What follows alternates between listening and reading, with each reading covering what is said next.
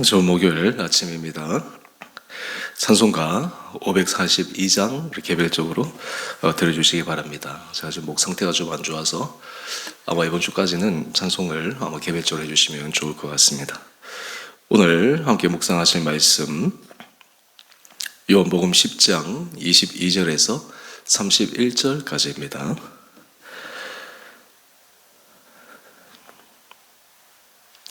예루살렘에 수전절이 이르니 때는 겨울이라 예수께서 성전한 솔로몬 행각에서 거니시니 유대인들이 애워싸고 이르되 당신이 언제까지나 우리 마음을 의욕하게 하려 하나이까 그리스도이면 밝히 말씀하소서 하니 예수께서 대답하시되 내가 너에게 말하였으되 믿지 아니하는도다. 내가 내 아버지 이름으로 행하는 일들이 나를 증거하는 것이거늘 너희는 내 양이 아니므로 믿지 아니하는도다.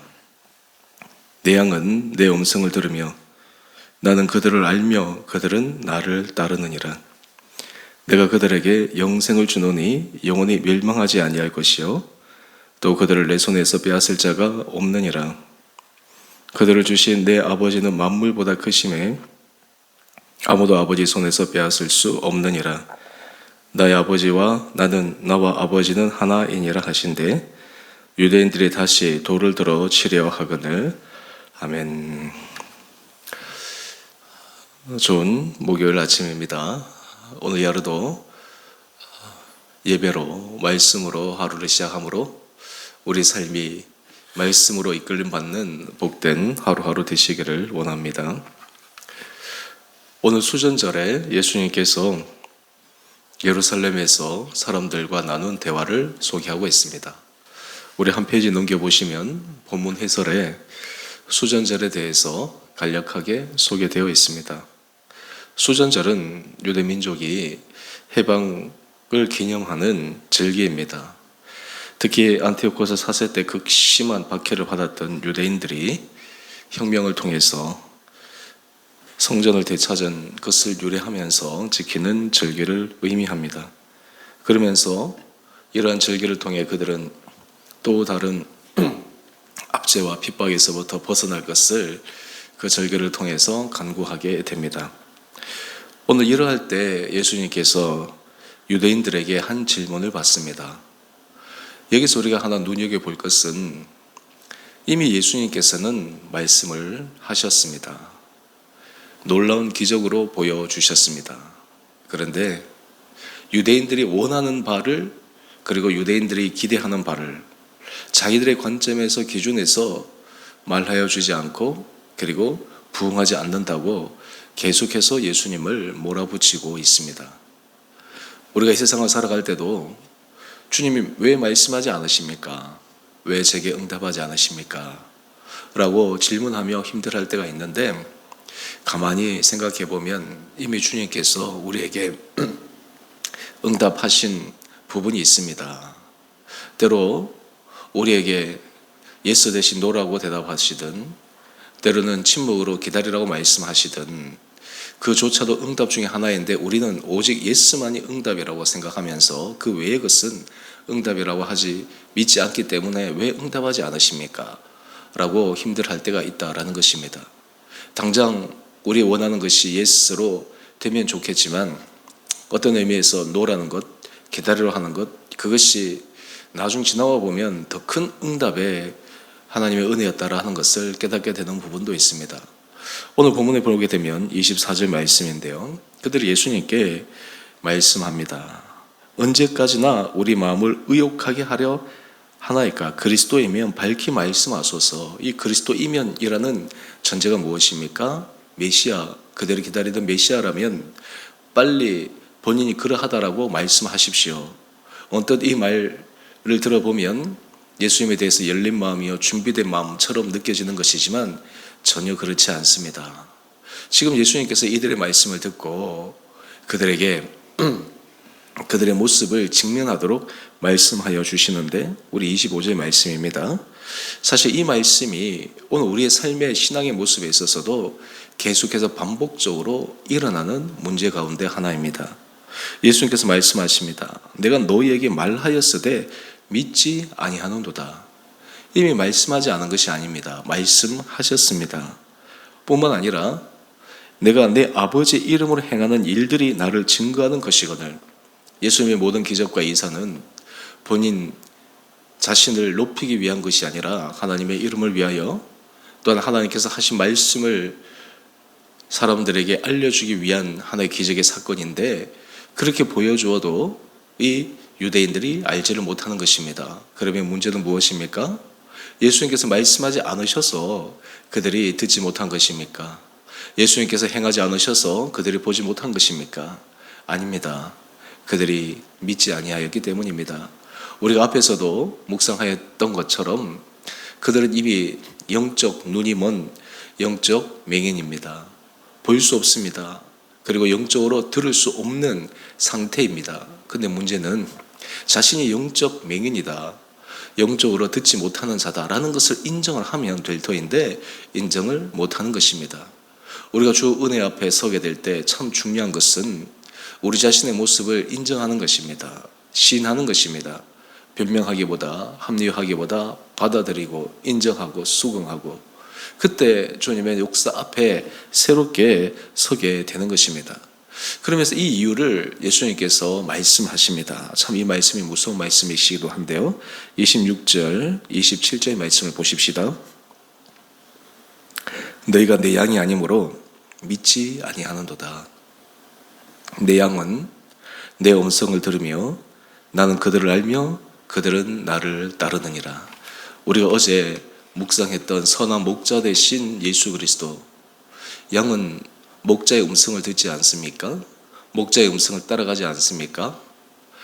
양이 목자의 음성을 듣지 못하는 것은 그 음성을 알지 못하며, 또한 그것을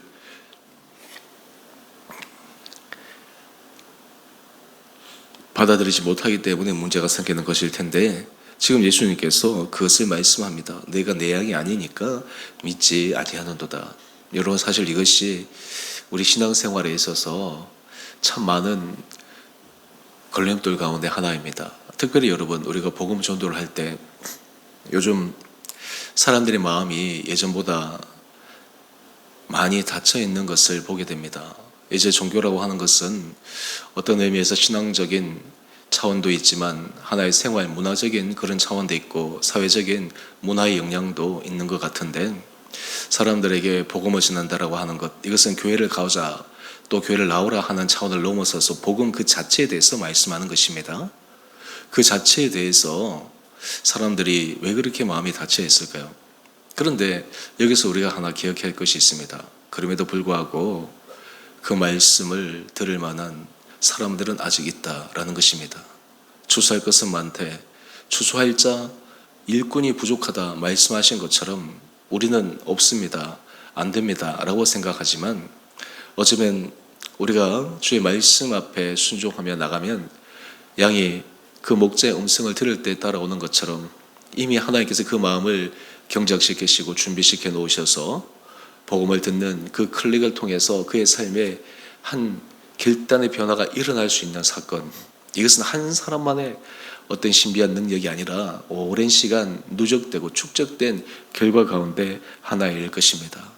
여러분, 그런 의미에서 우리가 예수 그리스도의 음성을 듣고 그 말씀 앞에서 과연 이것을 하면 어떤 결과가 올까라는 믿음의 의심보다 그 말씀 앞에서 순종함으로 나가는 그런 믿음의 실제적인 용기 있는 모습이 또한 필요하지 않을까, 그런 생각을 하게 됩니다.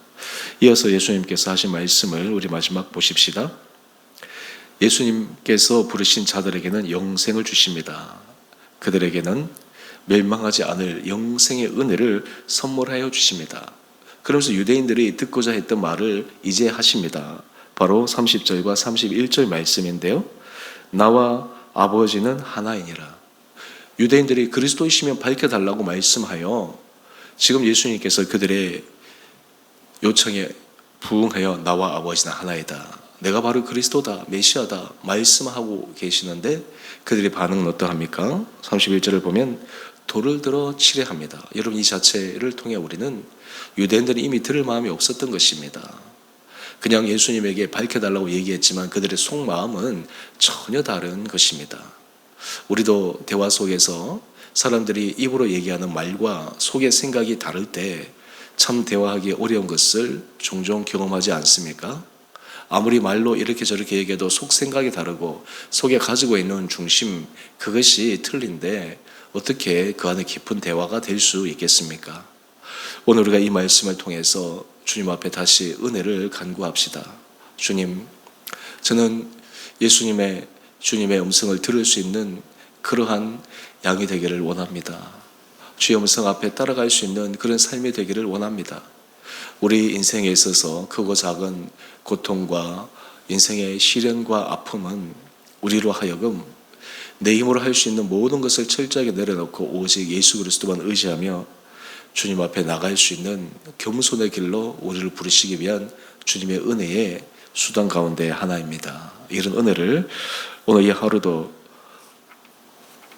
믿음으로 기대하며 또 걸어가는 복된 하루 되시기를 주님의 이름으로 축원드립니다. 우리 함께 기도하겠습니다. 사랑의 주님, 오늘 예수님께서 말씀하셔도 그 말씀의 의미를 알지 못하고 받아들이지 못하고 오히려 완강하게 거부하고 반항하는 유대인들의 모습을 바라봅니다.